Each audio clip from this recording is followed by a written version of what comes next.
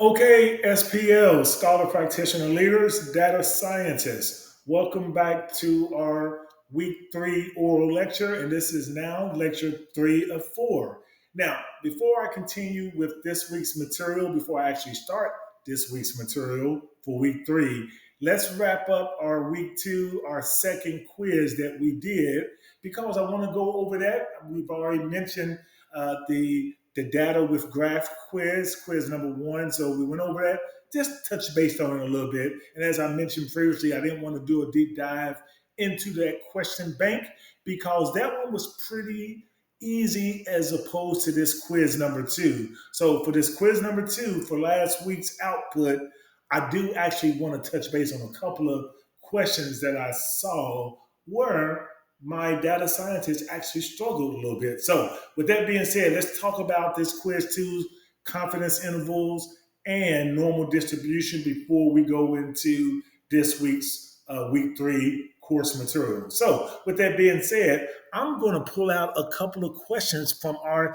test bank, okay? But guess who actually has the actual answers to all the questions? Ha! Yours truly. And again, those questions were worth 1.75 each, as I previously mentioned. Also, again, we had multiple choice, true or false. As I previously mentioned, fill in the blank, thus true or false. That's when I say fill in the blank, it's either true or is it false. So that's what I mentioned, and that's how I usually go about. Instead of saying true or false, I always say fill in the blank. And then you also have those multiple choice questions. So I'm gonna go over probably about 3 of these, maybe 4 that I saw where you guys actually struggled, and I was concerned about that. So I'm gonna go over this first true or false one. This is one of the ones that you really did miss. The majority of the class actually. So a 90% confidence interval estimates for population mean mu. That's a U is called a mu. Mean mu is determined to be 72.8 to 79.6. So, therefore, if the confidence level is reduced to 80%, the confidence interval for mu becomes narrower. Is that true or is it false? The good thing about true or false, fill in the blank, is that you got a 50-50 chance. So in this case, the answer is actually true. So a lot of you guys missed that. I was kind of shocked by that true or false or fill in the blank. So, okay, so I wanted to go over that one. Here is another one that it looks like you guys struggled with. And I'm going to read this one. This is in regard to the empirical rule. Okay. And this was all in the book. And this was another one that I couldn't believe. Like, wow, okay. Maybe it just looks easy to me, but it wasn't that straightforward with you guys. And that's why I want to discuss it with you. Okay. So, in regard to the empirical rule, according to the empirical rule, how many observations lie within plus or minus 3 standard deviations from the mean? I thought it was straightforward, but it wasn't. Is it A, 50%? Is it B, 68%? Or is it C, 95%? Or is it D, almost all?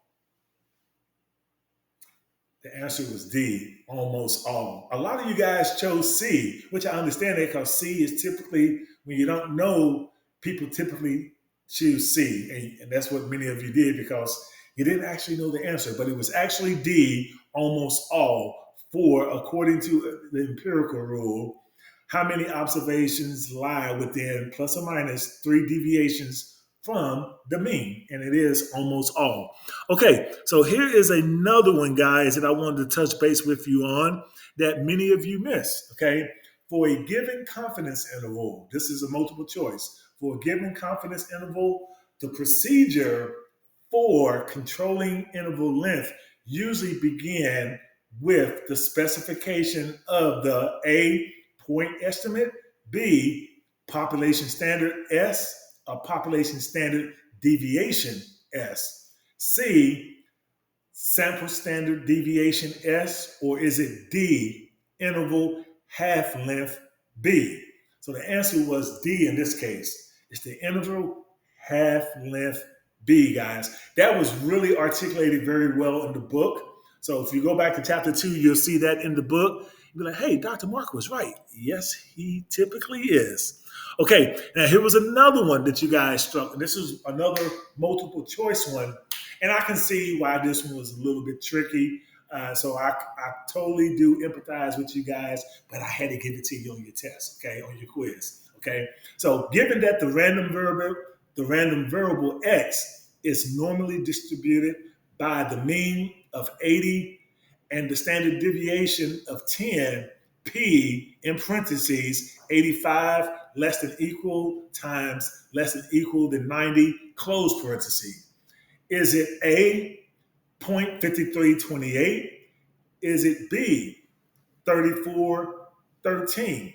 That's 0.3413. Or is it C, 0.1915? Or is it D, 0.1498? Now you had to do your calculation, and when you use your calculators, you saw that your answer was going to be 0.1498, which was letter D. Many of you chose C. And typically, when the whole class chooses C and everybody gets it wrong, for the most part, that tells me a lot of people didn't really know how to figure that one out. And I understand because that's what I would have done.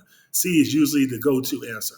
Okay, here's another true or false one where the majority of the class really struggled, and that kind of was alarming. But like I said, overall, for both quizzes, there was an average score like almost 95%, 94 and a half. So I'm really good with that. Okay, so in this true or false question, it was in developing a confidence interval for the difference between two population means using two independent samples, we used to pool estimates, and that's all about the S lowercase p in estimating the standard error of the sampling distribution of the sample mean between x lowercase x underscore 1 minus lowercase x underscore 2 if the populations are normal, if the populations are normal with equal variances. Okay, so is that true or false? So that one took a little understanding. You have to go back and look at all your sample mean and understand the difference between that in regard to two independent samples and using a pool estimate. So you had to do a lot of statistical analysis, doing your extrapolation of that data set. And so the answer is, was it true or false? It was actually true. Many of you guys chose false, and I see why, because it was so statistical wise. You had to do a lot of your analysis and extrapolation to figure out the answer. Hey, it's got to be false, right? No, it was actually true. So those are the ones that I wanted to go over with everybody on this quiz 2 from last week. But like I say, quiz 1 was pretty straightforward. I think the overall average score on that quiz was like about a 97%. So everyone did very well on that quiz. And that's the reason why I didn't want to go over the questions, the ones that you missed, because it was so sporadic here and there. But this right here, it was a lot of people missed certain ones. So I had to go over this quiz too in regard to those certain questions, those 4 that you really did struggle with, class. So just want to go over those. Okay, now we are in our week 3, guys. Yay! So let's go over the overview for this ensuing week, guys, because we got a lot going on here in week 3. And as always, I want you to have fun. In order to have fun, you got to understand the baseline for this week. And the baseline is, besides normal distribution, other popular model distributions are long tail distribution, students T distribution, binomial distribution, chi-square distribution, and Poisson distribution. These distributions are then used for population. So I want you guys to remember that. These distributions are then used for population testing to gain confidence levels about some statistic, okay? Scientists need to design an experiment in order to confirm or reject a hypothesis. This is the continual process which comes from with challenges that relate to hypothesis tests, okay? So with that being said, these are numerous types of significant tests depending on whether the data comprises count data or measured data. How many samples are there, or how many samples there are, right? And what's being measured. The ones mentioned in this chapter that we're going to talk about shortly are going to be t-test, ANOVA, chi-square test, and the multi-arm bandit algorithm. Okay, so there it is, guys. That's going to be your deliverable for your this week's material here in week 3. You need to understand that overview that I gave you. Okay, that is always your deliverable. Make sure, hey, did I understand? Check all these off, and I'm going to give that to you on the announcement board. Each of the items that I want to check off for my deliverables that you must have in your hip pocket by the end of the week, okay? And then with that being said, the objectives for this week 3 is the module objectives. By the end of this week, you will be able to do 5 things as opposed to last week, it was 6 in week 2. This week 3, you'll be able to differentiate among common distributions, okay, which is going to be huge. Secondly, 2 of 6, you're going to be able to design hypothesis tests, and that's going to be fun. Thirdly, you'll learn the basic differences among different tests, okay? So all those tests I just previously mentioned in the overview / the deliverables, you're going to have to be able to differentiate between those different types of tests. Number 4, you're going to be able to learn 2 resampling techniques. And then last but not least, the 5th item for this week 3 that I'm expecting by the end of this module, once you go over this whole entire week 3's content, you'll be able to find out how to do p-values. So you're going to enjoy that. The book does a phenomenal job, guys. Please take great notes because the book makes it granular. It's step-by-step on how to find out p-values. Straightforward, okay? Along with my oral lecture that I'm giving to you now, please take notes on what I'm saying as well. So this lecture, along with my deliverables that I gave you in the overview that I'm going to put on the announcement board, and this week's module objectives, those 5 things, guys. So you should really and truly be good to go, okay?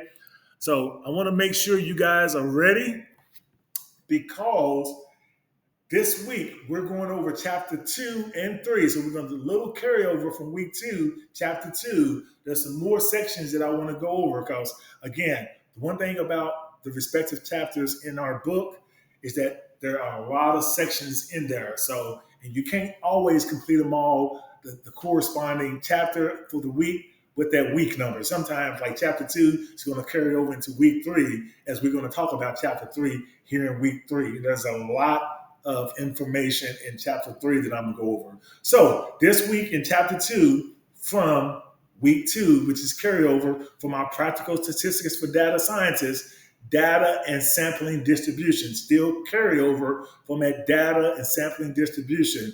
We're going to be talking about long tail distributions, student T distribution, as I just articulated to you guys, binomial distribution, this chi-square distribution that I just mentioned to you, and the Poisson and related distributions. So be on the lookout, guys, here in chapter 2, because it's truly coming your way. Now, I want you to be very comfortable because, again, like I said, we got a lot in this chapter 3 that's coming up. So I'm going to save that for our last lecture when I go over the assignments, because chapter 3, we have about 8 sections that I want to look at, and I'm going to touch base with you guys that you're going to have to be responsible for when you're reading here in week 3, okay? So I'm going to say that in my lecture 4 for our final lecture for week 3, because I want to, again, make sure that you guys are good to go. And as always, I may give you a lot, but you better believe each of those items I'm giving you, you will see on our midterm as well as the final exam. So I'm always wanting you guys to be well prepared. So, okay, so when I come back For the final lecture, we're going to go over chapter three's items that are required for this week's three, and then we'll go over our assignments that are due for this week three. So I will see you guys in just a bit for our lecture for our week three. See you in just a bit, guys. Bye bye.